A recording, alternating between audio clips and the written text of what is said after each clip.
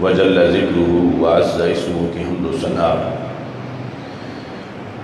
اور حضور سرور کائنات مفخر موجودات زینت بزم کائنات دستگیر جہاں غم گسار زمان سید سربراں حامی بے کساں قائد المرسلین خاتم النبیین احمد مجتبی جناب محمد مصطفیٰ صلی اللہ علیہ وآلہ واصحابہ وبارک وسلم کے دربار گوہربار میں ہدیہ درود و سلام عرض کرنے کے بعد السلام علیکم ورحمۃ اللہ وبرکاتہ۔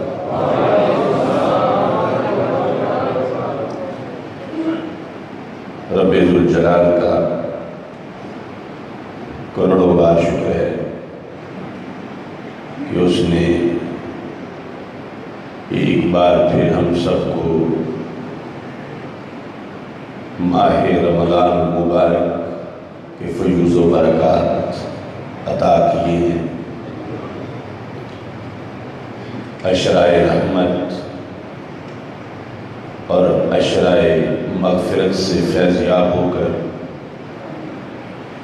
اب نار جہنم سے آزادی کے عشرے میں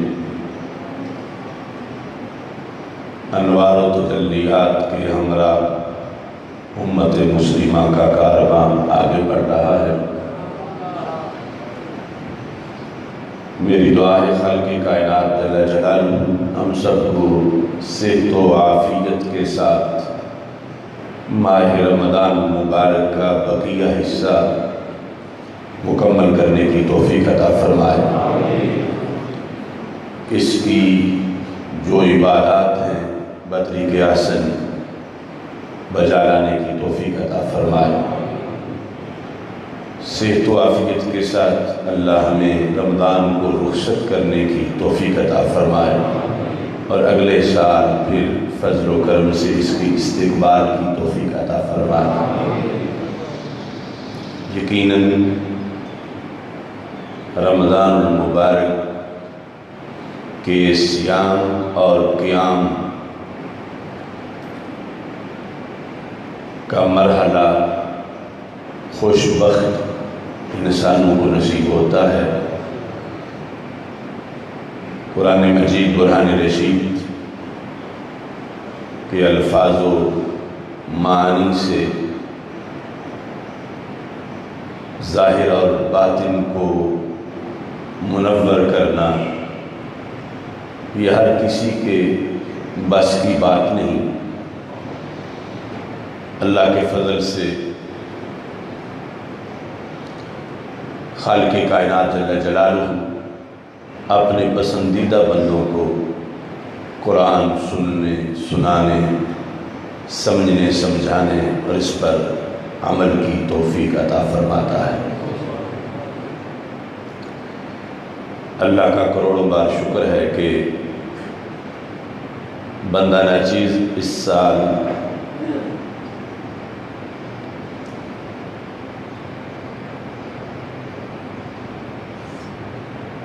اڑتیسویں مرتبہ قرآن مجید تراویح میں سنا رہا ہے اور 27واں فامدین کورس بھی اللہ کے فضل سے بڑے اہم موضوعات کے ساتھ جاری ہے۔ رب ذوالجلال تکمیل کی توفیق عطا فرمائے۔ تاجدار حل عطا، مشکل کشا، شیر خدا حضرت سیدنا علی المرتضی رضی اللہ تعالی عنہ آپ کے یوم شہادت کے موقع پر شان حضرت سیدنا علی المرتضی رضی اللہ تعالی عنہ کانفرنس کا انعقاد کیا جا رہا ہے۔ گزشتہ رات ہمارا جو موضوع تھا کہ حضرت مولا علی رضی اللہ تعالی عنہ کو جو مولا کہا جاتا ہے اس کے مطالب، معنی اور اس کے جو مقاصد ہیں اس لحاظ سے تفصیلاً گفتگو رات کو فامدین کورس میں ہوئی۔ نبی اکرم نور مجسم شفیع معظم صلی اللہ علیہ وسلم کی نسبت سے جن نفوس قدسیہ کو رب نے عروج عطا کیا، عزت و عظمت کا بلند ترین مقام عطا کیا، ان ممتاز ہستیوں میں ممتاز نام حضرت مولا علی رضی اللہ تعالیٰ عنہ کا ہے۔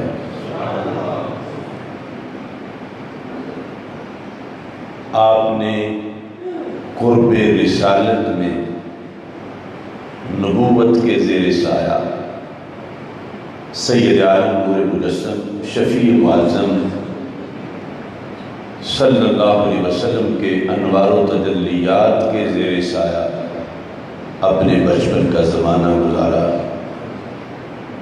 اور ظاہر اور باطن کے لحاظ سے نبی اکرم نور مجسم شفیع معظم صلی اللہ علیہ وسلم کے علوم و حکمت سے فیض یاب ہوئے، اور صحابہ کرام رضی اللہ تعالی عنہم جنہوں نے رسول پاک صلی اللہ علیہ وسلم کے وصال کے بعد ایک طویل وقت امت کو فیض یاب کیا، حضرت مولا علی رضی اللہ تعالی عنہ کا شمار ایسے آفتاب و مہتاب حضرات میں ہوتا ہے۔ چونکہ آپ خلیفہ چہارم ہیں تو اس بنیاد پر آپ کا زمانہ فیض دینے کے لحاظ سے باقی خلفائے راشدین سے زیادہ ہے۔ حضرت صدیق اکبر رضی اللہ تعالی عنہ کا چونکہ جلد وصال ہو گیا، امت ان سے مستفید ہوئی، لیکن وہ وقت تھوڑا تھا جبکہ حضرت مولا علی رضی اللہ تعالیٰ عنہ جو کہ خلیفہ چہارم ہیں، پہلے 3 خلفاء کے زمانے میں بھی آپ کا علم و حکمت کا آفتاب کائنات کو منور کرتا رہا۔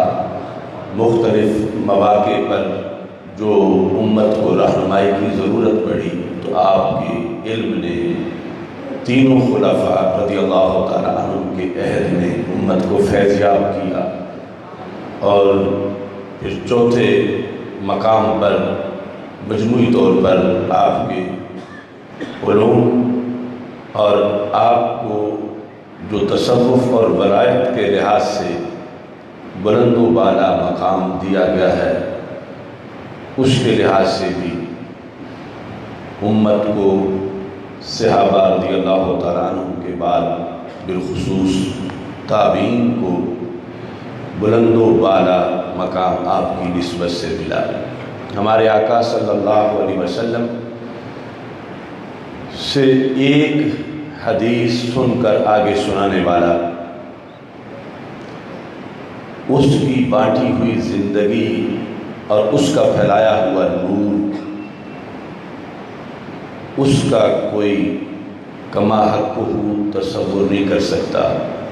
اور حضرت مولا علی رضی اللہ تعالی عنہ 2 بڑی وجوہ کے لحاظ سے نبی اکرم نور مجسم شفیع معظم صلی اللہ علیہ وسلم کے فیضان کو تقسیم کرنے میں ممتاز ہوئے کہ ہمارے آقا صلی اللہ علیہ وسلم سے حضرت سیدنا جابر رضی اللہ تعالی عنہ روایت کرتے ہیں، طبرانی معجم کبیر میں یہ حدیث موجود ہے، ان اللہ عز وجل جعل ذریۃ کل نبی فی صلبہ، ہمارے آقا صلی اللہ علیہ وسلم ارشاد فرماتے ہیں کہ اللہ نے ہر نبی کی اولاد ان کی پشت میں رکھی. وَإِنَّ اللَّهَ تَعَالَى جَعَلَ ذُرِّيَّتِي فِي صُلْبِ عَلِيِّ بْنِ أَبِي طَالِبٍ رضی اللہ تعالیٰ عنہ. رسول پاک صلی اللہ علیہ وسلم فرماتے ہیں رب نے میری اولاد حضرت مولا علی رضی اللہ تعالی عنہ کی پشت میں رکھی. یہ انفرادیت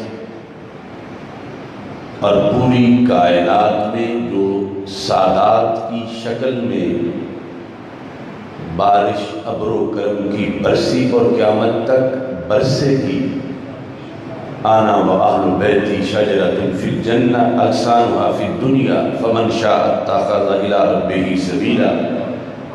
رسول پاک صلی اللہ علیہ وسلم فرماتے ہیں میں اور میرے اہل بیت ہم جنتی درخت ہیں.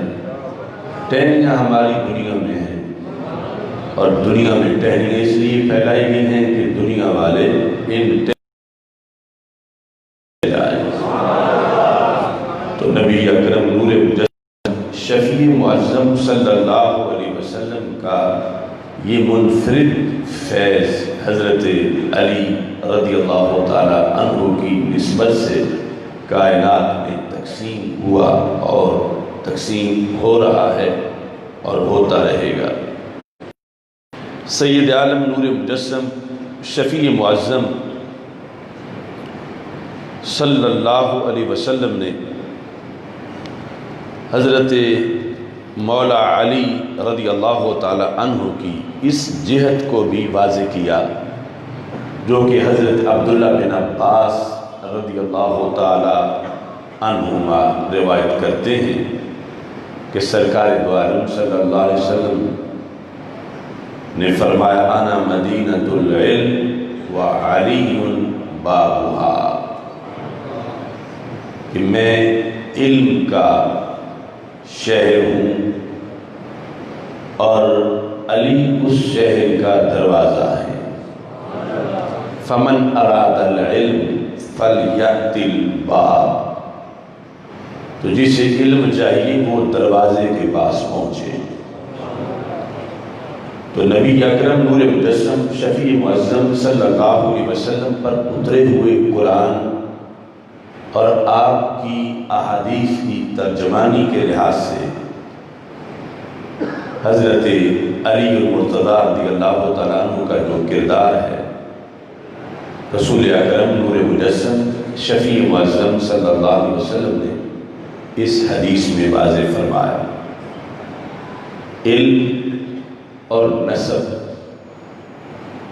یہ دو بڑے شرف جو ہیں ان کے لحاظ سے حضرت مولا علی رضی اللہ تعالی عنہ کا فیض منفرد فیض اس کا ذکر ان احادیث کے اندر موجود ہے. آپ کی شان و عظمت کو بیان کرنے کے دو طریقے ہیں. ایک عمومی طور پر کہ آپ کے حق میں جو آیات نازل ہوئی اور وہ احادیث کہ جس پر اجماع ہے اتفاق ہے کہ فضائل مناقب کی جتنی احادیث حضرت مولا علی رضی اللہ تعالی عنہ کی شان میں ہے وہ انفرادیت بھی آپ ہی کا حصہ ہے. تو آپ کے بیان اور شان کا دوسرا طریقہ آپ کی تعلیمات سے آپ کا تعارف ہے, آپ کے خطبات سے آپ کا تعارف ہے اور آپ کی زبان سے نکلے ہوئے کلمات کے ذریعے سے آپ کو پہچاننا ہے. کیونکہ آپ کی شخصیت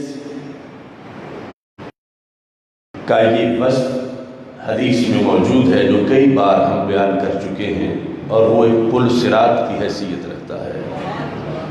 ان نفی کا ماسلم من عیسیٰ، اے علی تمہارے اندر ایک مثال حضرت عیسیٰ علیہ السلام کی ہے، ایک وصف، ایک خوبی، ان کے لحاظ سے عوام میں 3 دھڑے بن گئے، 2 جہنم میں گئے، ایک کو جنت ملی۔ تو تمہارے لحاظ سے بھی ایسا ہی علی میں دیکھ رہا ہوں۔ تو حضرت مولا علی رضی اللہ تعالیٰ عنہ خود اس حدیث کے راوی ہیں کہ حضرت عیسیٰ علیہ السلام کے لحاظ سے 3 دھڑے کیسے بنے؟ احبتہ النصارى وابغضتہ الیہود، کہ ان سے نصارہ یعنی کرسچن جو ہیں انہوں نے پیار کا دعویٰ کیا، مگر پیار میں شریعت کو ملحوظ خاطر نہ رکھا، اور مانتے وہ مان گئے جو رب نے ان کی شان بنائی نہیں تھی، اور وہ شان ماننا کفر و شرک تھا کہ حضرت عیسیٰ علیہ السلام کو معاذ اللہ انہوں نے اللہ کا بیٹا کہنا شروع کر دیا، اس بنیاد پر جہنم میں چلے گئے کی وجہ سے کہ جو غیر شرعی محبت۔ ابغضتہ الیہود، یہود نے بغض رکھا حضرت عیسیٰ علیہ السلام کا، یہاں تک کہ باہتو امہ، آپ کی امی جان سیدہ مریم رضی اللہ تعالی عنہا پر بھی یہود نے الزام لگا دیا،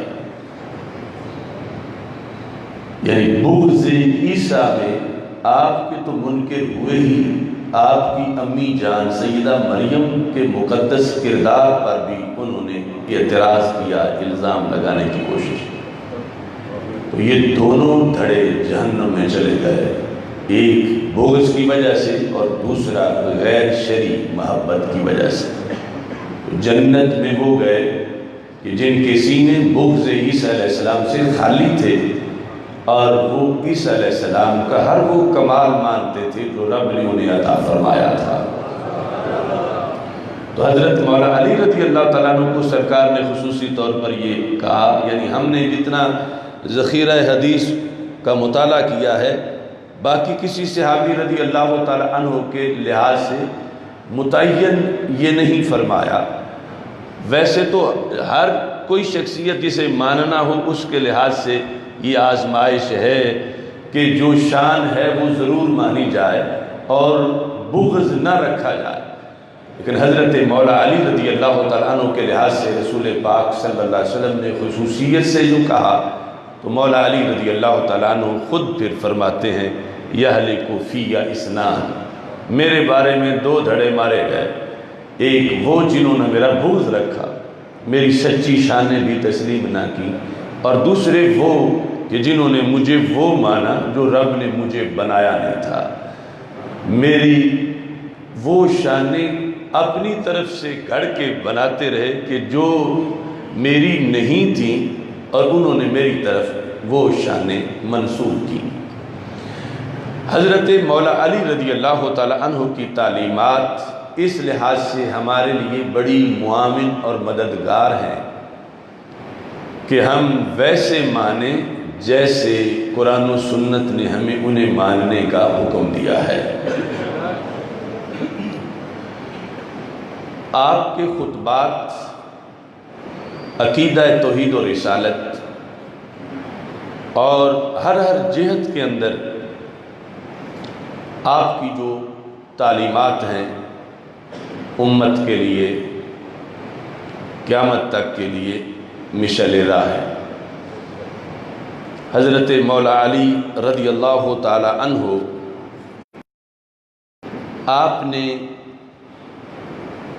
قرآن کے موضوع پر گفتگو کرتے ہوئے جو ارشاد فرمایا، وہ چند جملے میں آپ کے سامنے نزول قرآن کے مہینے میں پیش کر رہا ہوں، اور یہ ہمیشہ کا ایک لنگر اور تبرک ہے مولا علی رضی اللہ تعالیٰ عنہ کا۔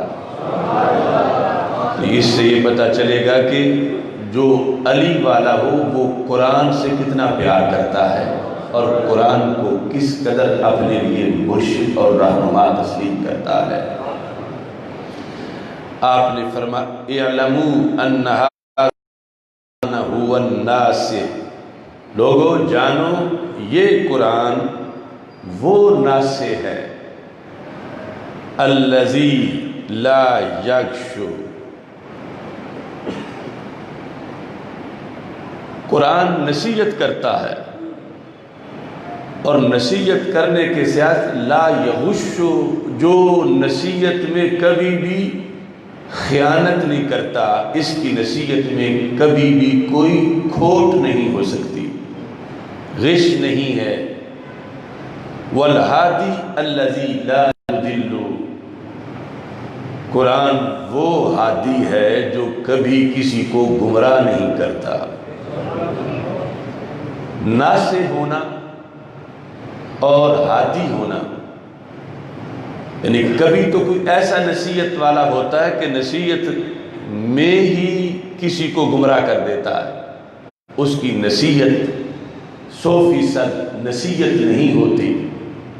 نے کہا قرآن وہ ناصح ہے جس کی نصیحت میں کوئی کھوٹ نہیں، اور قرآن ہے کہ جو کبھی بھی کسی کو گمراہ نہیں کرتا۔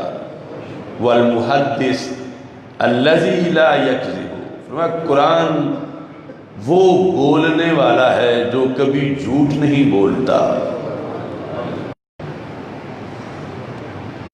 قرآن کے لحاظ سے وما جالس ھذا القرآن الا کام عنہ بزیادت و نقصان، فرمایا یہ قرآن ما جالس ھذا القرآن احد الا کام عنہ بزیادت و نقصان،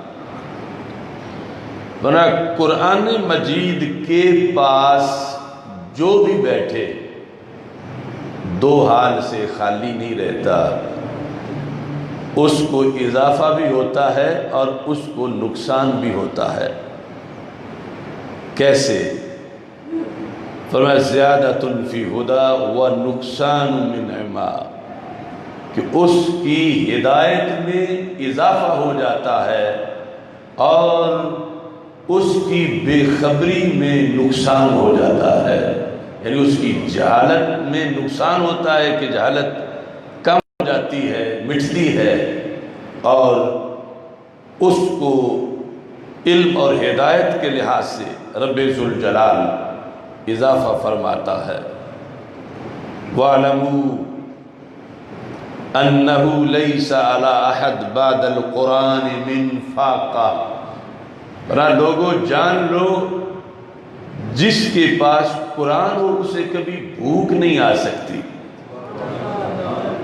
لَيْسَ عَلَىٰ أَحَدٍ بعد القرآن من فاقہ، قرآن کسی کے پاس آ جائے اور پھر بھی اسے فاقے کا سامنا ہو، ایسا نہیں ہو سکتا۔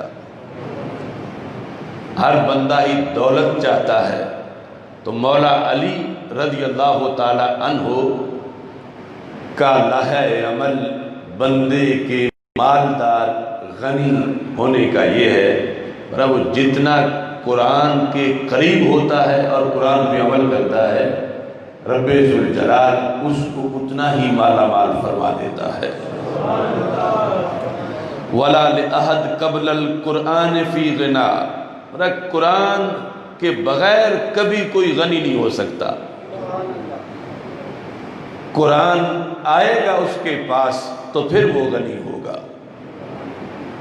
فَاسْتَشْفُوا مِنْ أَدْوَائِكُمْ وَاسْتَعِينُوا بِهِ عَلَىٰ دَعْوَائِكُمْ، فرمایا اپنی بیماریوں کا علاج قرآن سے ڈھونڈو اور اپنی سختیوں کا حل قرآن سے ڈھونڈو، مشکلات کا حل قرآن سے ڈھونڈو۔ فَإِنَّ فِيهِ شِفَاءً مِنْ أَكْبَرِ الدَّاءِ، فرمایا سب سے بڑی بیماری سے شفا قرآن کے ذریعے ہی ملتی ہے، تو جو سب سے بڑی بیماری دور کر کے شفا دے دے، چھوٹی بیماری دور کرے گا۔ سب سے بڑی بیماری کیا ہے؟ هو الکفر والنفاق والغی والضلال، کہ سب سے بڑی بیماری کفر ہے، منافقت ہے، گمراہی ہے، قرآن ان بیماریوں کو دور کر دیتا ہے۔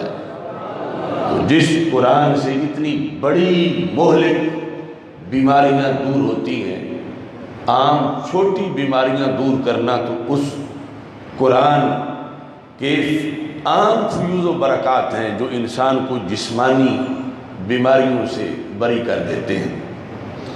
حضرت مولا علی رضی اللہ تعالی عنہ آپ نے اپنے خطبات کے اندر جس چیز کو اجاگر کیا، آج وہ کتنے ایسے لوگ ہیں کہ جو نام ان کی محبت بالکل ان کے اپوزٹ اور مخالف دھندے کرتے ہیں۔ آیا میں آپ کا یہ فرمان موجود ہے، آپ فرماتے ہیں وَاقْتَدُوا بِهَدْيِ نَبِيِّكُمْ صلی اللہ علیہ وسلم، لوگوں فالو کرو اپنے نبی صلی اللہ علیہ وسلم کی سنت کو، فَإِنَّهُ أَفْضَلُ الْهَدْيِ، ورنہ ایسا طریقہ کائنات میں اور کسی کا نہیں کہ بندہ چاہتا ہے کہ میں اچھے طریقے پہ چلوں، تو مولا علی رضی اللہ تعالیٰ عنہ کہتے ہیں کہ سب سے اچھا طریقہ کسی نبی یا رسول کا طریقہ بھی اس طریقے کے اچھا نہیں ہو سکتا جو طریقہ ہمارے آقا صلی اللہ علیہ وسلم کا ہے۔ وَاسْتَنُّوا بِسُنَّتِهِ، سنی بن کے رہو اور سنت پر پابندی کرو، فَإِنَّهَا أَفْضَلُ السُّنَنِ، کہا تم خوش قسمت ہو کہ تمہیں رب نے وہ سنت دی ہے جس سنت کی ہم پلہ کسی کی سنت نہیں ہے، کہ نبی اکرم نور مجسم شفیع معظم صلی اللہ علیہ وسلم کا طریقہ، چونکہ طریقہ جتنا اللہ کے دربار میں مقبول ہوگا تو اس طریقے پر چلنے والے کا اتنا زیادہ فائدہ ہوگا، تھوڑے وقت میں زیادہ منزل حاصل کر لے گا۔ تو رسول پاک صلی اللہ علیہ وسلم کا طریقہ اللہ کو سب سے زیادہ پسند ہے۔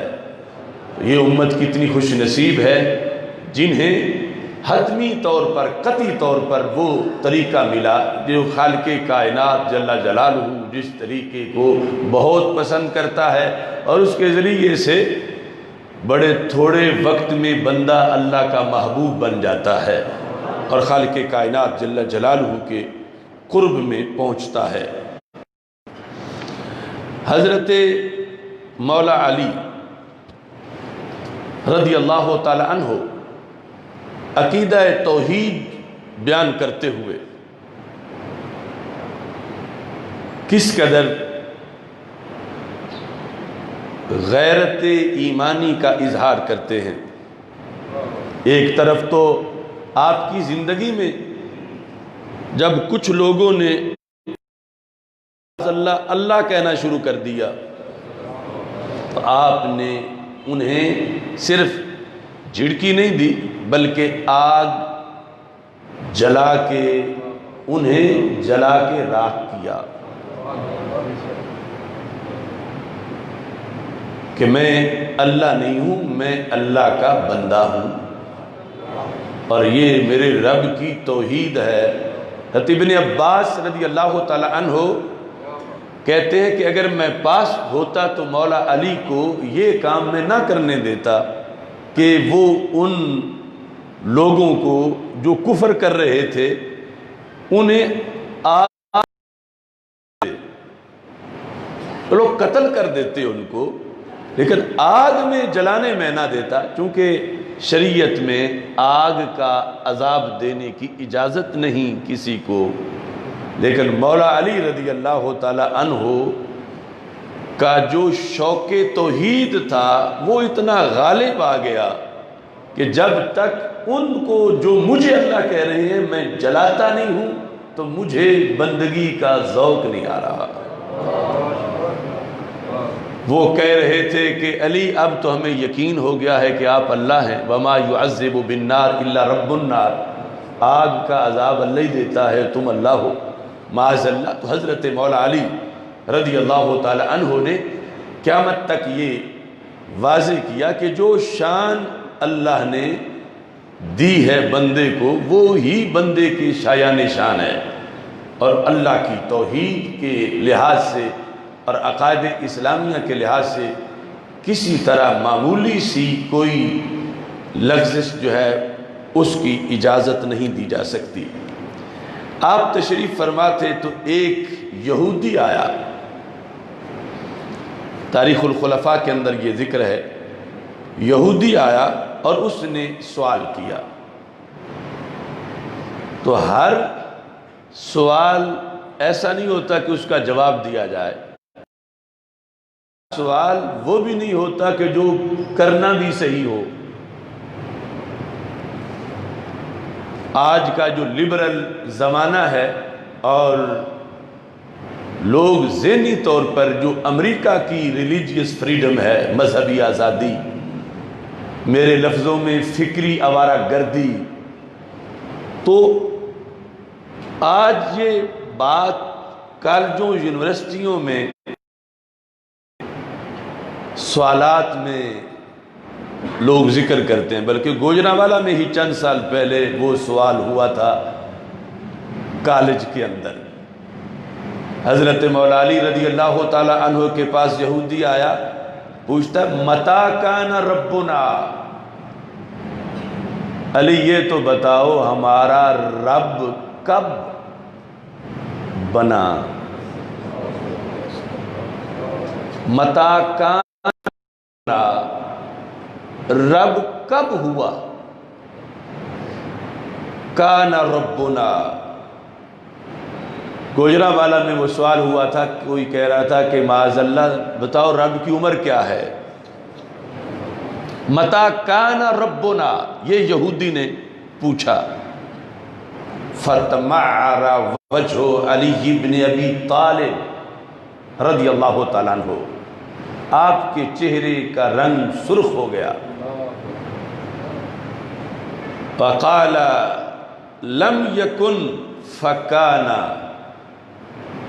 بولا تم یہ پوچھ رہے ہو کہ رب کب تھا؟ فرمایا کب بھی نہیں تھا، رب پھر بھی تھا۔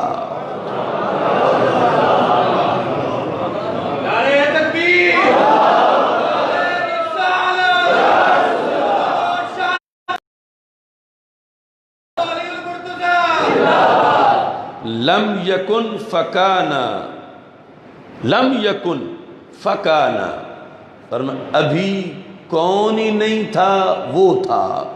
یعنی عربی زبان کا کون جس کا مطلب ہوتا ہے ہونا، کائنات میں سے کسی چیز کا۔ کانا ولا کینونا، کانا بلا کیفن، کانا ان قطعت الغایات دونا فہو غایات کل غایہ۔ اب یہ عربی الفاظ ہیں جن میں ہر لفظ کا ایک مستقل خطبہ ہے کہ مولا علی کیا سمجھا رہے تھے۔ فرمایا کہ توحید کے لحاظ سے سوال کرنا بھی بڑا معنی رکھتا ہے، کہ تمہیں یہی پتہ نہیں کہ پوچھنا اللہ کے بارے میں ہے کہ بندے کے بارے میں، پوچھنا خالق کے بارے میں ہے کہ مخلوق کے بارے میں ہے۔ یہ جو سوال متا سے تم نے کیا، یہ اللہ کی مخلوق کے بارے میں سوال اس طرح ہوتا ہے کہ کون کب پیدا ہوا، کون کب حافظ بنا، یا انبیاء کب آئے، کون کب نبی بنا، تو تم اللہ کے بارے میں بھی اسی طرح سوال کر رہے ہو۔ حضرت مولا علی رضی اللہ تعالی عنہ کا جواب اس انداز کا تھا کہ اس یہودی نے فوراً کلمہ اسلام قبول کر لیا، اور عقیدہ توحید جو اسلام کے اندر ہے، اس عقیدہ توحید کے مطابق اپنے آپ کو جہنم سے نکال کے جنت کا وارث بنا لیا۔ حضرت مولا علی رضی اللہ تعالی عنہ، یہ فضائل صحابہ رضی اللہ تعالی عنہ میں امام احمد بن حنبل نے یہ لکھا کہ مولا علی رضی اللہ تعالی عنہ آپ کو خالق کائنات جل جلالہ نے یہ عظمت و شان عطا کی، آپ ہر تقریر سے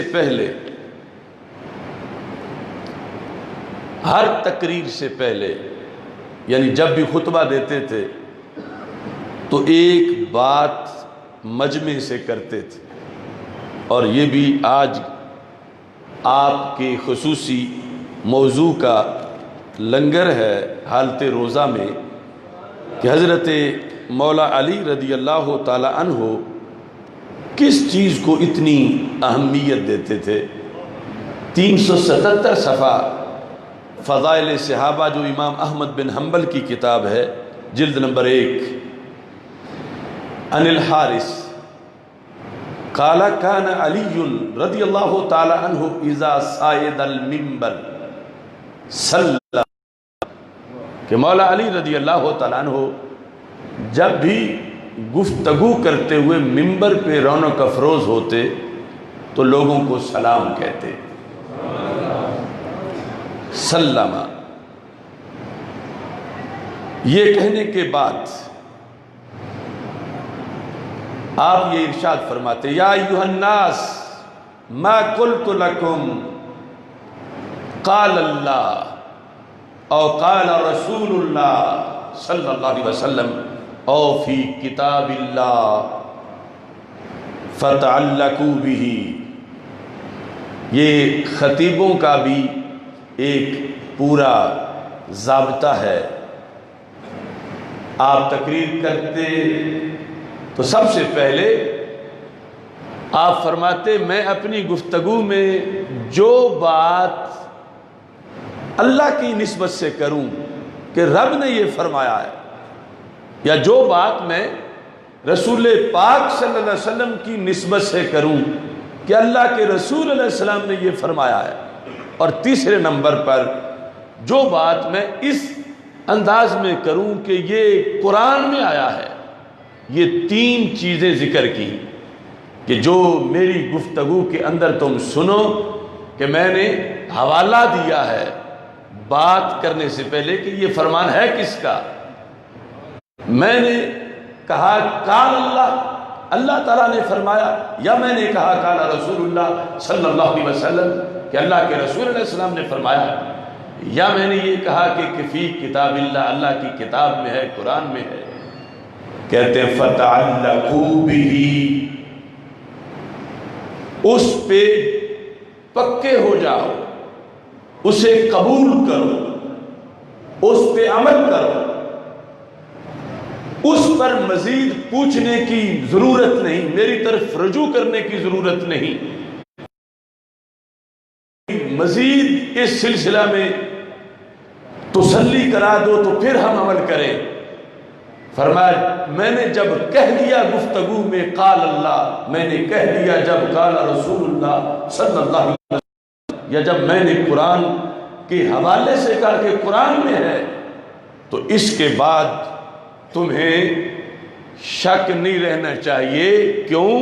فرمایا میں وہ خطیب ہوں فواللہ لأن اخر من السماء فتخطفنی الطیر او تہوی بی الریح فی مکان سحیق احب الی من ان اکذب علی اللہ۔ فرمایا کہ آسمان سے گر کے زمین پر میں پڑوں اور میرا ڈھانچہ، میرے جسم کے چیتھڑے پرندے اٹھا کے لے جائیں، اس کے یہ چھوٹی بات ہے میرے نزدیک، اور رب کی طرف اس بات کی نسبت کرنا جو رب نے کی نہ ہو اور میں کہوں رب نے فرمایا ہے، علی سے یہ برداشت نہیں ہو سکتا۔ آسمان سے، یعنی بطور فرض یہ بتایا کہ وہ کتنا بڑا بھیانک منظر ہے اور مشکل کام ہے۔ 10 فٹ سے نیچے کسی کو گرایا جائے تو وہ کتنا معاملہ سخت ہے۔ آسمان سے زمین پر گرایا جانا اور اس کے بعد پرندے بوٹیاں اٹھا کے یا ذرات ہوائیں اڑا کے لے جائیں، یہ بات میرے نزدیک چھوٹی بات ہے۔ اور یہ کہ سرکار دو عالم صلی اللہ علیہ وسلم کی زبان سے وہ بات نہ نکلی ہو اور میں کہوں قال رسول اللہ صلی اللہ علیہ وسلم کہ اللہ کے رسول علیہ السلام نے فرمایا، مجھ سے یہ برداشت نہیں ہو سکتا۔ لوگوں، جب میں کہہ دیتا ہوں رب نے فرمایا تو میں تب ہی کہتا ہوں جب میں 100% یقین رکھتا ہوں۔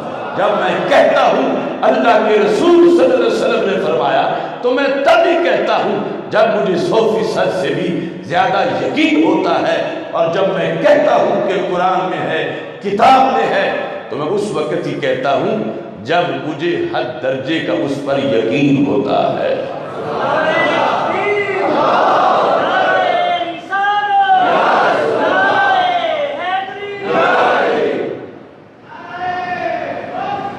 اب وہ مدینۃ العلم باب اور خلافت راشدہ کے تاجدار، جن کے بارے میں خلفائے راشدین کے بارے میں تو خود میرے آقا صلی اللہ علیہ وسلم نے فرمایا علیکم بسنت راشدین، کہ تجھ پر میری سنت بھی لازم ہے، میرے خلفائے راشدین کی سنت بھی لازم ہے۔ یعنی آپ کے فرمودات سرکار دو عالم کی طرف سے لازم کیے گئے امت پر کہ آپ خلفاء میں سے ہیں، لیکن اس کے باوجود آپ نے کہا جب میں یہ کہوں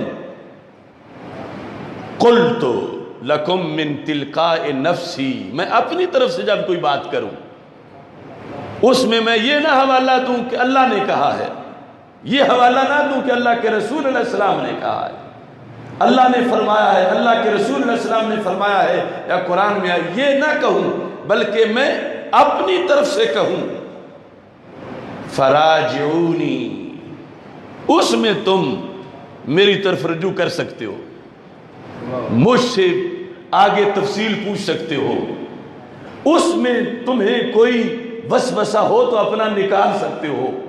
فراجعونی، حالانکہ یعنی آپ کا فرمان کتنا مستند ہوگا، کتنا اتھینٹک اور حتمی ہوگا، کس قدر رشد و ہدایت کا منبع ہوگا، لیکن اس کے باوجود حضرت علی رضی اللہ تعالی عنہ نے جو تدریج ہے دلیل کی اس کو واضح کرتے ہوئے اور خطاب اور خطبے کا جو حق ہے اس کو واضح کرتے ہوئے آپ نے فرمایا پھر بھی اگرچہ میں اتنا نوازا گیا دربار رسالت سے کہ میرے ایک ایک لفظ میں علوم کے دریا بہنا شروع ہو جائیں، لیکن لوگوں یاد رکھنا کلام علی ہے، کلام نبی ہے۔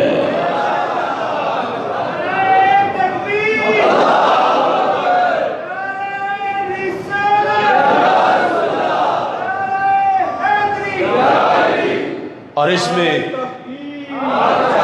یعنی آپ کے اب ہمارے لیے تو ادلہ میں دلیل ہے، یعنی امام اعظم ابو حنیفہ رحمہ اللہ تعالی امت کے وہ محسن کہ جنہوں نے مسائل قرآن و سنت سے حل کر کے امت کو دیے، جنہوں نے امت میں کتاب لکھنے کا طریقہ متعارف کروایا، اول من دون علم هذه الشریعہ، اس شریعت کے علم کو سب سے پہلے جس نے کمپائل کیا، مدون کیا، وہ امام اعظم ابو حنیفہ۔ ان کا جس وقت علم و حکمت کا بورڈ یعنی 1000 رکن تھے جس میں، اور 1000 کے اندر یعنی آج اگر پوری کائنات کا سب سے بڑا عالم ڈھونڈا جائے اس میں بھی یہ شرطیں موجود نہیں کہ وہ امام ابو حنیفہ کے ریسرچ بورڈ کا سب سے چھوٹا رکن بن سکے۔ مجتہد اس ریسرچ بورڈ میں تھے۔ امام اعظم ابو حنیفہ طریقہ بتا رہے تھے، اس لیے امام مالک نے موطا لکھی، حدیث کی پہلی کتاب، تو طریقہ امام اعظم ابو حنیفہ کا اختیار کیا۔ وہ امام اعظم ابو حنیفہ ابو جعفر منصور کے پاس شکایت پہنچی، جیسے یہ بادشاہوں کے پاس اہل حق کی شکایتیں لگانے والے ہوتے ہی ہیں۔ ابو جعفر منصور کے پاس شکایت پہنچی کہ امام ابو حنیفہ دین بدل رہے ہیں، تو آپ نے طلب کر لیا امام ابو حنیفہ کو، ابو جعفر منصور نے، کہ تم دین بدل رہے ہو۔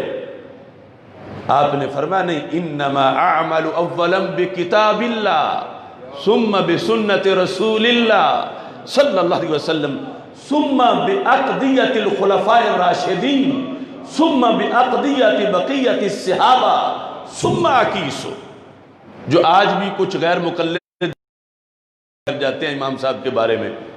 امام صاحب سے پوچھا ابو جعفر منصور نے، سنا فقہ بنا رہے ہو؟ آپ نے کہا ہاں۔ سنا ہے شریعت کے اصول مرتب کر رہے ہو؟ آپ نے فرمایا ہاں۔ تو اس نے کہا کس طرح، تم کیسے کر رہے ہو؟ آپ نے فرمایا سب سے پہلے میں مسئلے کا حل قرآن سے دیکھتا ہوں،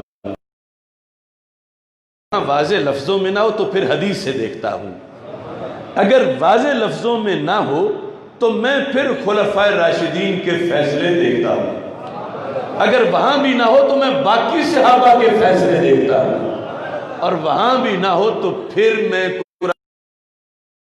روشنی میں بیٹھ کے قیاس کرتا ہوں۔ تو یعنی امام اعظم ابو حنیفہ نے ہمیں بتایا کہ مولا علی اگرچہ اپنے لحاظ سے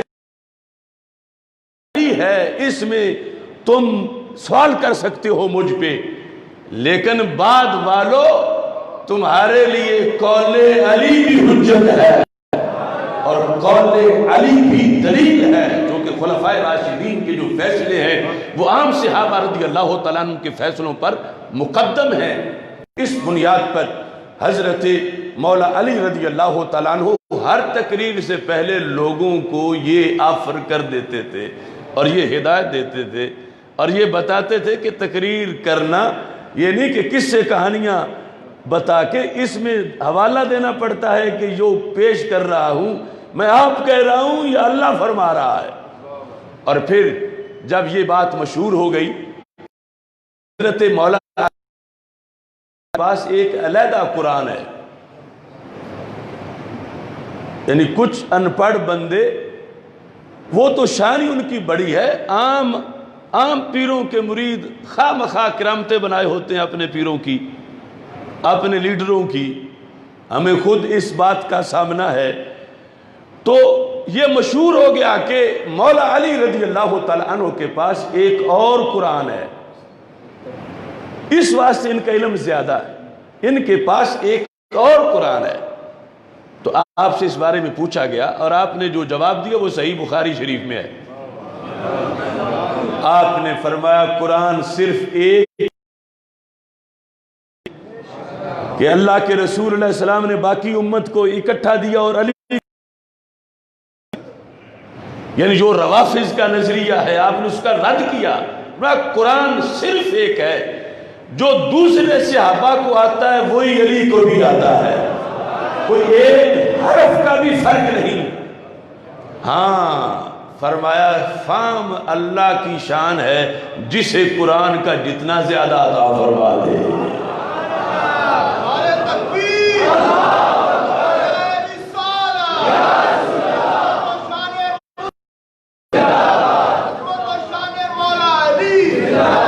فرمایا قرآن دوسرا نہیں ہے، فہم رب ذوالجلال اپنے فضل سے جتنا چاہتا ہے دیتا ہے۔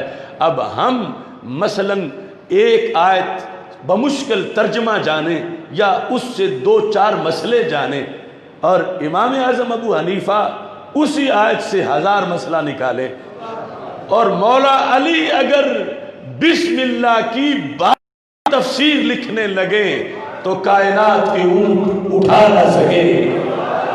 تو وہ اپنا ایک اللہ کی طرف سے دیا ہوا فہم ہے۔ فرمایا اس کے سوا میرے پاس ایک ورقہ ہے جو میں نے تلوار کے نیام میں رکھا ہوا ہے، اس پر میرے نبی علیہ السلام کی 3 حدیثیں لکھی ہوئی ہیں۔ تو یہ حضرت مولا علی رضی اللہ تعالیٰ عنہ یعنی تقریر کے آغاز سے پہلے لوگوں کو متوجہ کرتے تھے کہ بات سننی ہے تو اس بات کو دیکھنا بھی ہے، اور یہ آج بھی ہمارے لیے ضروری ہے، اور اللہ کا فضل اہل سنت اس پر قائم ہے۔ دوسری طرف سے ساری بات ہی ہے کہ آواز آئی، کس کی آئی، کب آئی، کیوں آئی، کس کو آئی، یہ پتہ ہی، سارا دین اسی پہ گھڑا ہوا ہے۔ علی رضی اللہ علی والا قرآن کی سنتا ہے، علی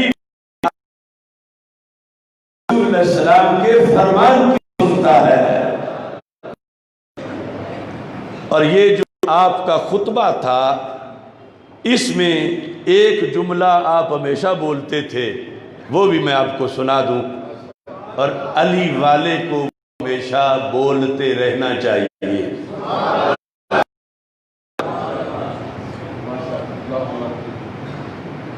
وہ کیا ہے؟ ہر خطبے میں تقریر شروع کرتے ہوئے یہ باتیں کر کے پھر خیر هذه الامت بعد نبیها ابو بکر، تقریر شروع ہو رہی ہے اللہ اور اللہ کے رسول صلی اللہ علیہ وسلم کا حوالہ دے کر، سن لو مجمع والو، اس امت میں پہلا نمبر ابو بکر صدیق رضی اللہ عنہ۔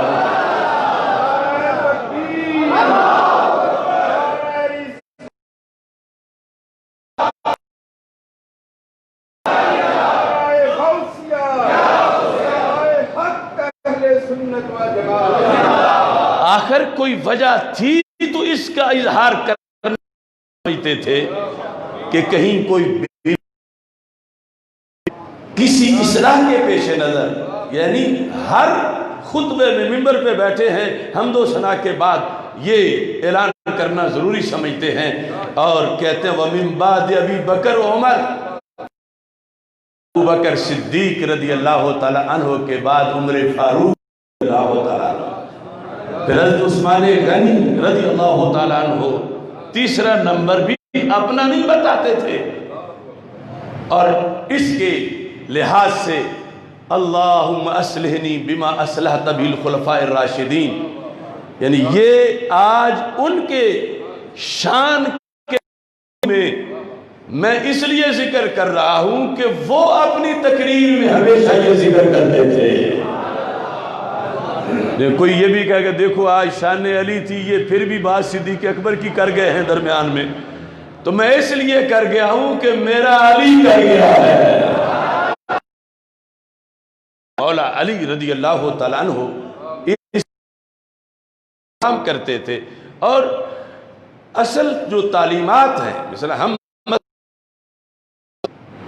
رمضان ہے، قرآن ہے، تراویح ہے، اب یہ سنن کبریٰ، اس کے اندر ہماری مولا علی رضی اللہ تعالیٰ عنہ سے جو نسبت ہے وہ نسبت دن رات بولتی ہے، کیونکہ اس نسبت کے پیچھے بھنگ نہیں، دین کا رنگ ہے۔ ایک اور جماعت بھی کرانی ہوتی ہے، کس نماز کی کتنی رکعتیں؟ فرمایا 20 رکعتن، 20 رکعتیں، یعنی قراء کو اکٹھا کر کے کہا تم نے تراویح پڑھانی ہے، اور پڑھانی 20 رکعت ہے، 20 رکعتن، 20 جتنی تو عربی عام لوگوں کو بھی آتی ہے، عمرے پہ گئے ہوئے بھی اتنی سیکھی آتے ہیں۔ 20 رکعتن، 20 رکعت، 8 رکعت کی جائے کا شہر بٹالہ ہے، اور 20 رکعت میں علی کا حوالہ ہے۔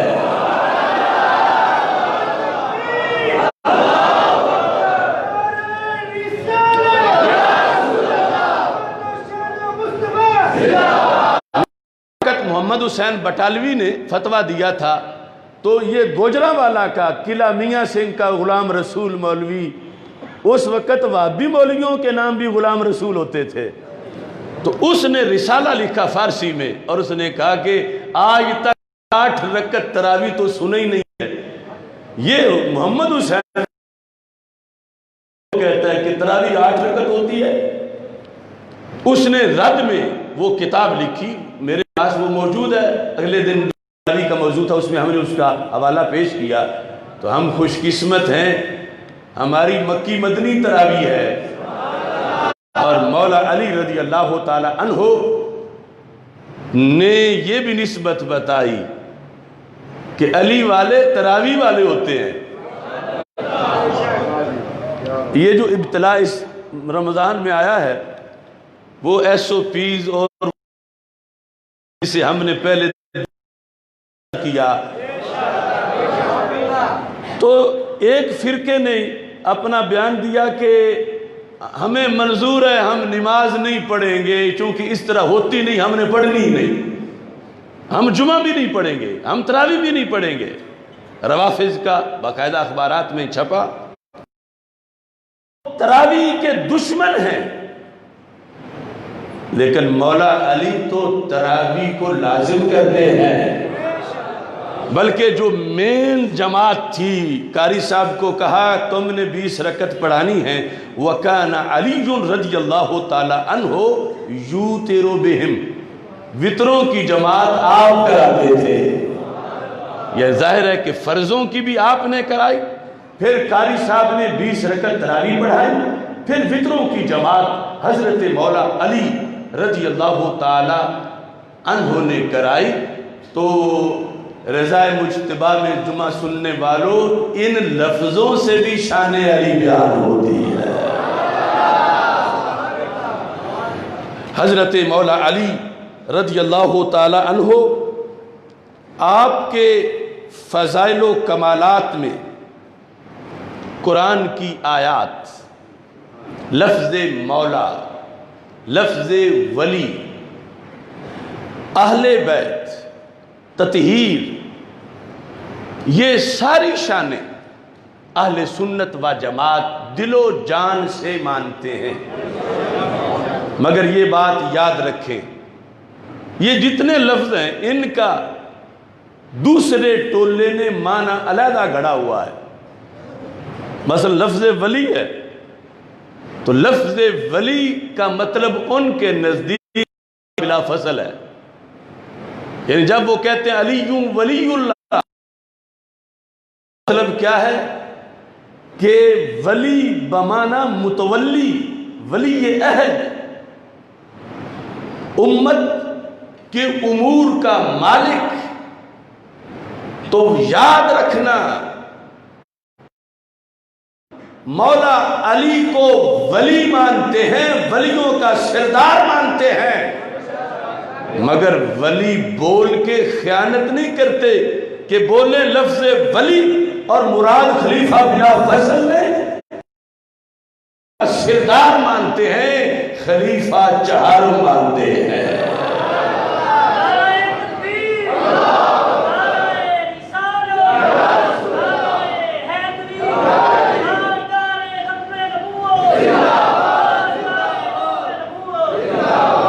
اسی گوجرانوالا میں میں نے 10-15 سال پہلے ایک رکشے کے پیچھے فلیکس دیکھا کہ لکھا تھا صرف اللہ ہی مولا ہے، اللہ کے سوا کوئی مولا نہیں۔ تو یہ ہے پل صراط۔ خوارج لفظ مولا بھی نہیں مان رہے علی کے بارے میں کہ علی کو مولا نہ کہو، اور روافض مولا کو ہی خلیفہ بلا فضل بنا رہے ہیں، یا مولا سے مطلب اللہ تک کا لے رہے ہیں، اور درمیان میں ہے اہل سنت۔ وہ کہتے ہیں کہ جب اللہ کے رسول علیہ السلام فرماتے ہیں من کنت مولا ہو فعلی مولا ہو، جس کا میں مولا ہوں علی بھی اس کے مولا ہے۔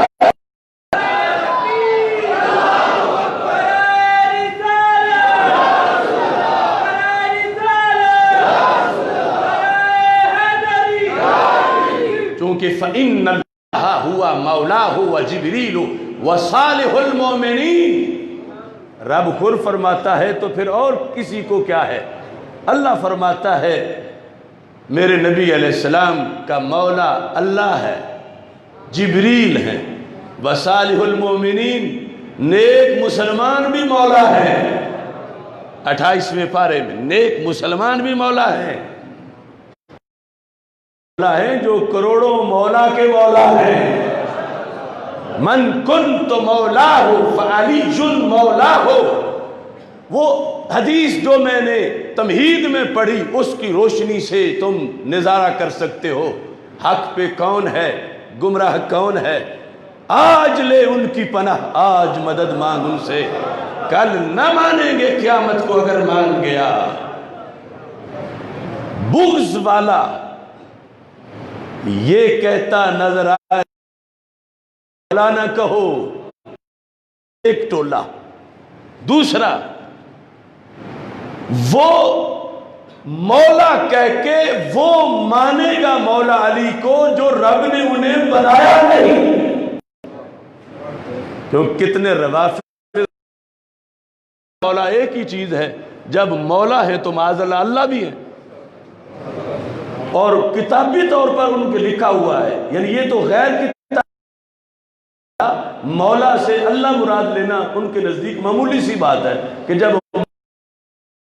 اتنا آگے سبق خود پڑھ جاتے ہیں معاذ اللہ، جو کہ کفر و شرک کا ہے، مگر کتابی طور پر انہوں نے مولا میں ہر جگہ یہ لکھا کہ مولا سے مراد ہے خلیفہ بلا فضل، یعنی وہ جب علی مولا کہہ رہے ہوتے ہیں تو خلیفہ بلا فضل مراد ہے۔ اور اگر یہ شان ان کی ہوتی تو خدا کی قسم ہم سب سے پہلے اس پر اعلان کرتے۔ یہ غیر حقیقی شان ان کی طرف منسوب کی جا رہی ہے، نہیں، اس میں جرم یہ ہے کہ حضرت صدیق اکبر پر غصب کا الزام لگایا جا رہا ہے۔ یعنی جب یہ کوئی کہتا ہے کہ علی خلیفہ بلا فصل ہے تو مطلب کیا بنا کہ خلافت ان کی تھی تو باقی تینوں نے چھینی، اور سارے صحابہ جنہوں نے بیعت کی حضرت صدیق اکبر کے ہاتھ پر انہوں نے بھی علی کا حق چھینا معاذ اللہ۔ تو وہ صحابہ جنہیں قرآن کہتا ہے اولئک ھم الصادقون، اے ٹو زیڈ سارے ہی سچے ہیں، تو یہ ان سارے سچوں پر کتنا بڑا الزام ہے کہ سارے سچوں نے تو کہا، خود مولا علی نے کہا کہ میرا نمبر 4 ہے، اور یہ کہتے ہیں خلیفہ بلا فضل ہے۔ تو اس بنیاد پر یعنی اتنا بڑا الزام جو ہے وہ لگایا جاتا ہے۔ تو اب لفظ تو ایک ہی ہے، اس میں فیصلہ ہے حق پر کون ہے، اور اس میں دعوت ہے۔ آج جمعہ کا دن ہے، رمضان ہے، کہ جو غلطی پہ ہے وہ توبہ کرے اپنی بہتری کے لیے۔ علی مولا ہے، اللہ نہیں، الہ نہیں، معبود نہیں۔ علی مولا مگر خلیفہ بلا فصل نہیں۔ علی مولا ہے، کس معنی میں؟ مولا بمانا محب، مولا بمانا مددگار اور ناصر، اور یہ مومن کی شان ہے۔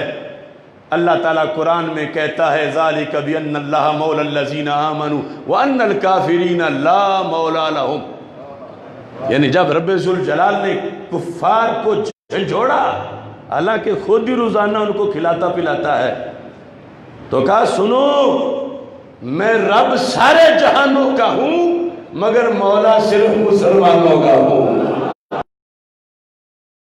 بأن اللہ مولا الذین آمنوا، 26واں پارہ ہے، وأن الکافرین لا مولا لهم۔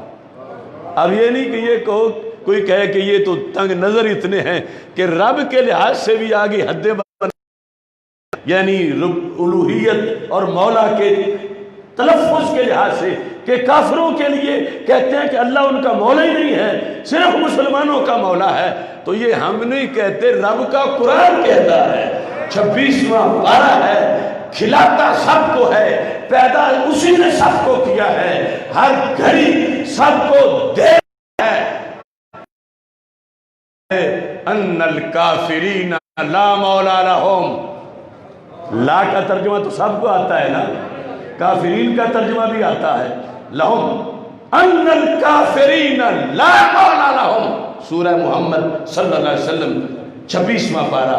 اور کذالک بان اللہ مولا الذین آمنوا، اللہ ہے ایمان والوں کا مولا۔ اب یہ ہے لذت ایمان کہ رب کا قرآن کہتا ہے کافرو تمہارا ایک مولا بھی نہیں ہے، لا مولا نکرہ تحت النفی ہے، تمہارا ایک مولا بھی نہیں ہے۔ اے یہود نصارہ، اے ہندوؤں سکھوں بت پرستوں پارسیوں مجوسیوں، تمہارا ایک مولا بھی نہیں ہے۔ اور مسلمان کون ہیں؟ مسلمان وہ ہیں جن کے لاکھوں کروڑوں مولا ہیں۔ اللہ ایک ہے، اللہ ایک ہے، خدا ایک ہے، مگر مولا مسلمانوں کے کروڑوں ہیں۔ فَإِنَّ اللَّهَ هُوَ مَوْلَاهُ وَجِبْرِيلُ وَصَالِحُ الْمُؤْمِنِينَ، قرآن یہ کہہ رہا ہے۔ تو کیا شان ہے مسلمان تیری، اللہ کافروں کو کہہ دے تمہارا ایک مولا بھی نہیں ہے۔ بعض اس صف میں ان کے مولا نے ان کے کروڑوں مولا بنائے ہوئے ہیں۔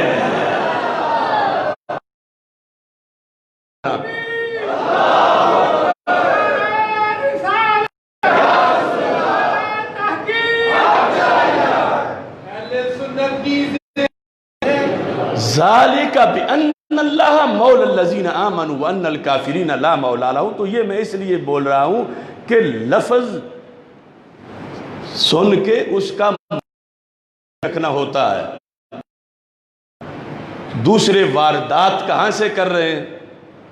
وہ ولی کہہ کر بھی خلافت بلا فصل، ان کی کتابوں میں انما ولیکم اللہ ورسولہ والذین آمنوا، یہ آیت جو ہے انما ولیکم اللہ ورسولہ والذین آمنوا، پہلے نمبر پہ ولی تو اللہ ہے، ولیکم اللہ ورسولہ، اللہ کے رسول صلی اللہ علیہ وسلم، والذین آمنوا۔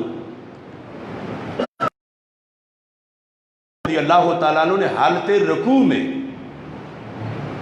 اپنی انگوٹھی صدقہ کر دی تھی اور یہ آیت نازل ہوئی۔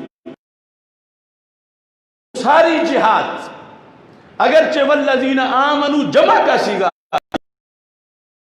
ایک ہے، مگر پھر بھی اہل حق یہ آیت مولا علی کی شان میں مانتے ہیں،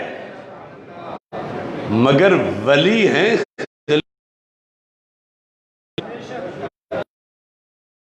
ولی ہیں۔ اب وہ کہتے ہیں دیکھو وہ تین ہی تو مقام ہیں، سب سے پہلے اللہ، انما ولیکم اللہ، پھر ورسولہ، دوسرا، تیسرا والذین آمنوا۔ تو اللہ، اللہ کے رسول اور اللہ کے رسول صلی اللہ علیہ وسلم کے بعد مولا علی، یعنی اس لفظ ولی سے والذین آمنوا۔ تو اب دیکھو تھوڑی سی بھی اگر انسان کو سینس ہو تو آیت بتا رہی ہے ولی بولا کئی ذاتوں پہ جا رہا ہے اور اس نے خود معین کر دیا ہے کہ یہاں مطلب کیا ہے۔ اے مسلمانوں، تمہارا ولی اللہ ہے، یعنی مددگار، محبت کرنے والا اللہ کے رسول صلی اللہ علیہ وسلم ہیں، اور سال مومنین، جماعت صحابہ، اہل بیت رضی اللہ تعالیٰ عنہم، یا معین حضرت مولا علی رضی اللہ تعالیٰ عنہ ہیں۔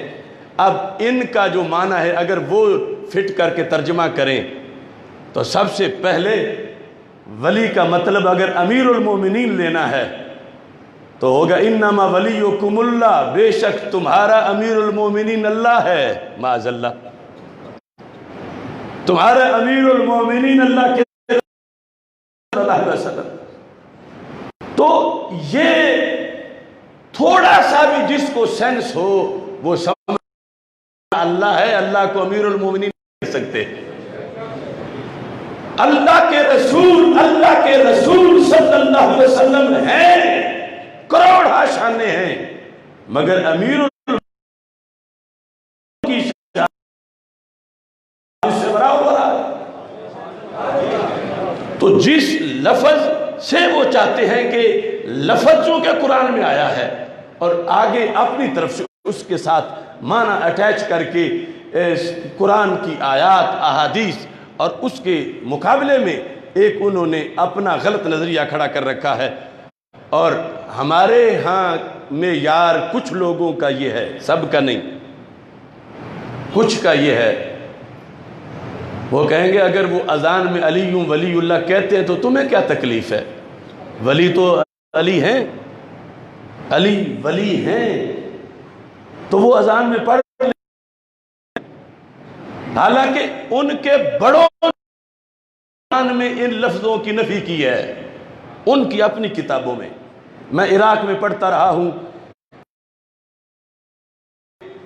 کربلا میں, نجف, بڑے بڑے مراکز میں ان کی اذان سنی, لیکن وہاں یہ لفظ نہیں بولے جاتے تھے اس زمانے میں. اب کا پتہ نہیں کہ اب کیا صورت ہے.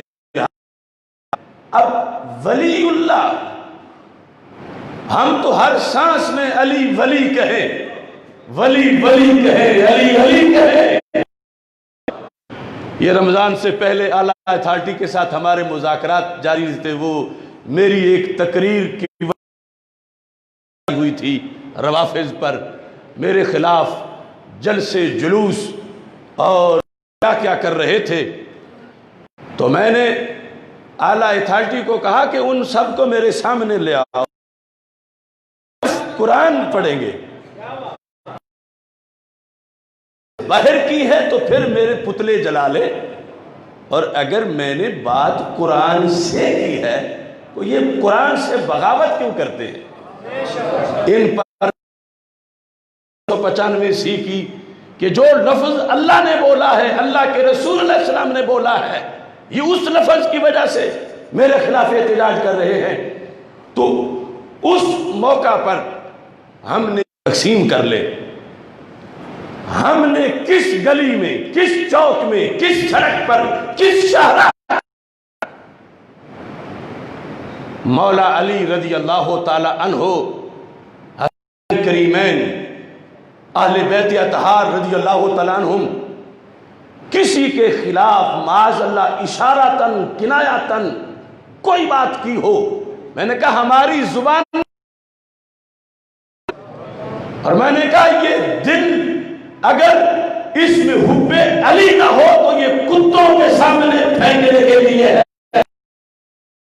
ہم تو سوچ بھی نہیں سکتے, مگر ہم مظلوم کتنے ہیں کہ یہ ٹولہ ہر محلے میں تقریباً, یعنی جہاں جہاں وہ ہیں, سپیکر لگا کر 5 وقت یا 3 خلفائے راشدین کو گالی دیتے ہیں. حضرت صدیق اکبر رضی اللہ تعالیٰ عنہ کو غاصب کہتے ہیں. تو کہاں ہے تمہارے, جہاں صرف ان کا 1 گھر ہے, 2 گھر ہے, سپیکر لگا کے یہ اس صدیق اکبر رضی اللہ تعالیٰ عنہ پر الزام لگا رہے ہیں خائن ہونے کا, غاصب ہونے کا. حضرت عمر پر, حضرت عثمان رضی اللہ تعالیٰ عنہ, جمیع صحابہ پر. انہوں نے کہا کہاں لگاتے ہیں؟ میں نے کہا یہ جو اذان میں پڑھتے ہیں اس کا مطلب پوچھو. میں نے کہا یہ تو اہل سنت اگر مطالبہ کرنا شروع کر دے, ہم تو غلام ہیں پنجتن کے, اور زبانیں ہیں ہی ان کی تعریف کے لیے, مگر یہ جو سپیکر لگا کر ان کو گالیاں دیتے ہیں جن کی صداقت پہ قرآن سچا ہے, کیونکہ ان کے ہوتے ہوئے جمع ہوا تھا. اگر ان کا کردار میں کوئی کجی ہوتی تو پھر قرآن کیسے صحیح ہے؟ تو اس بنیاد پر میں نے کہا یہ ان کو بلا کے کہو ہمارے ساتھ بات کر لیں، ہم پہ جہاں پابندی لگواتے ہیں لگوائیں، ہم تو کہہ سکتے ہی نہیں۔ ان نفوس قدسیہ کے خلاف ان کی تو شان ہمارا عنوان ہے، لیکن یہ خود آ گئے ہیں، لو آپ اپنے دام میں صیاد آ گیا، ان سے محاسبہ کرو، ہر گلی سے سپیکر اترواؤ ان کا، ہر محلے سے۔ یہ تبرہ تو تنہائی میں بھی کفر ہے، اور یہ سپیکر، اور پھر انہیں ہم پہ اعتراض ہے کہ ہم نے یہ تقریر کیوں کی جو قرآن میں ہے، جو سنت میں ہے۔ تو اس بنیاد پر ہم ہیں اس ملک کی غالب اکثریت، ہم نے ملک بنایا، ہمارے اندر جذبہ ہے اس کو بچانے کا، ہم افراتفری نہیں چاہتے ہو جائے۔ ہماری مسجد، ہماری عبادت، نماز اور تراویح، اس کے اندر مداخلت کی گئی، سوشل ڈسٹینس کی بدعت 14 صدیوں میں نہیں تھی، دین کے اندر ایک فتنہ ڈالا گیا، ہم نے تو پہلے دن ہی مسترد کر دیا۔ لیکن بات اصل یہ ہے، ادھر ماتم کی بھی اجازت، ادھر مسجد بھی بند، ادھر تبروں کے جلوس، ادھر قرآن کی تلاوت پہ پابندی، کہ جس مسجد میں ویسے 500 پڑھ سکتے ہیں اب پڑھا کرو صرف 10 15 20 50، یا لوگ اسی ذہن سے کہ جگہ ہی نہیں ہے وہاں پر جانے نہیں دیتے، چھوڑ دے۔ خدا کی قسم یہ ملک مسجد کے فیض سے بنا ہے، مسجد سے کوئی پاکستان نہیں بنا سکتا تھا، یہ پاکستان مدرسہ کا فیض ہے، مسجد کا فیض ہے، خانقاہ کا فیض ہے، اور آج انہی پہ ساری پابندیاں لگائی جا رہی ہیں، تو حکمران ہمارے صبر کا امتحان نہ لیں۔ مسجد میں باہر کتنی سلطنت ہے جہاں تم اللے تللے کر رہے ہو، ہمیں تو وہ بھی دل ملامت کرتا ہے کہ جو ایوان قرآن کے لیے بنا تھا اس میں کیسے نمونے بیٹھے ہوئے ہیں۔ ہمیں تو ایوان میں جو اس پر اعتراض تھا، یہ آج کی صفحے سیدھی کرنے لگے ہیں۔ یہ ہے ایوان کی، پارلیمنٹ کی، جہاں قرآن کو اس کا حق نہیں دیا جا رہا، اور الٹا چور کوتوال کو ڈانٹے وہ آ کے صفحے مسجد کی سیدھی کرنا شروع ہو گئے۔ ارے یہ دار الکفر نہیں، دار الاسلام ہے، یہ پاکستان ہے۔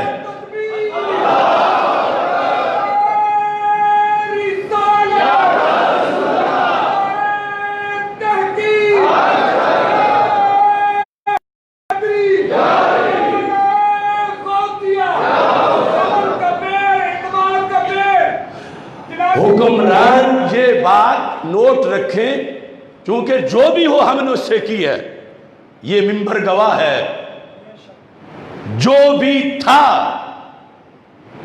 جس نے جو بھی کیا، اسی وقت ہمارا جو دین کی طرف سے ہم نے فوراً اعلان کیا، اور یہ ان کے لیے بھی اور ان سے بعد کے لیے بھی میں بات کر رہا ہوں کہ پاکستان کے حکمرانوں سوچ کے حکم کرو، یہ روئے زمین پر ایک ہی ملک ہے کہ جہاں للو پنجو نہیں رہتے۔ مجھے عرب کے پاک زروں کی قسم، مجھے بلاد حرم ایک ذرے کی قسم، یعنی انوار کے لحاظ سے، مگر بات ہو رہی ہے سٹیٹ، ہاں اس جگہ پہ ہے جہاں قرآن اترا، وحی آئی، مگر جب بن رہی تھی تو یہ نہیں تھا کہ کی بیس پہ حکومت بنے گی، سلطنت بنے گی، وہاں ایک خاندان کی حکومت تھی۔ ادھر 3 صدیوں میں 20 لاکھ مسلمان شہید ہوئے کہ قرآن کی حکومت ہوگی۔ چلو مزید آسان کر، آج تک کسی میڈیا پر، کسی اخبار پہ، سعودی عرب کے کسی کونے میں مجھے کوئی ایک ان کے نیشنل ڈے کا ایک نعرہ دکھا دو کہ جہاں یہ ہو کہ سعودی عرب کا مطلب کیا، لا الہ الا اللہ رسول اللہ خدا، تم نہیں دکھا سکتے۔ اے پاکستان کے حکمرانوں، سعودی عرب نہیں، یہ پاکستان ہے کہ جس میں ہر بچہ کہتا ہے پاکستان کا مطلب کیا، دستور